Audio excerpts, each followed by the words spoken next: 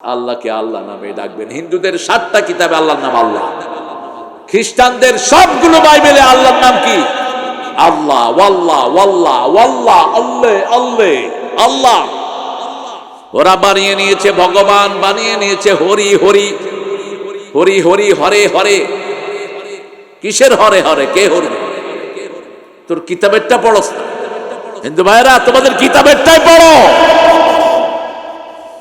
আরে এত বিশাল জনগোষ্ঠী, আবার আমাদের কিছু হুজুরও যায়া মন্দিরের হেই মূর্তির সামনে গীতা পড়ে। তোর মাথা খাইছ, তুই তওবা কর। খবিস কোথায়?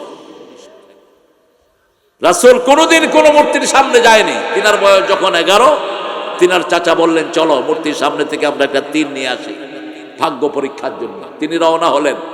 মূর্তির সামনে যাওয়ার আগে অজ্ঞান হয়ে পড়ে গেলেন রাহমাতাল লিল। তিনি যখন নবী হলেন, তিনি বললেন ওই যে ছোট্টবেলায় আমি অজ্ঞান হয়ে পড়ে গেছিলাম, জিবরাইল আপনার চেহারা আল্লাহ আমার সামনে তুলে ধরেছেন।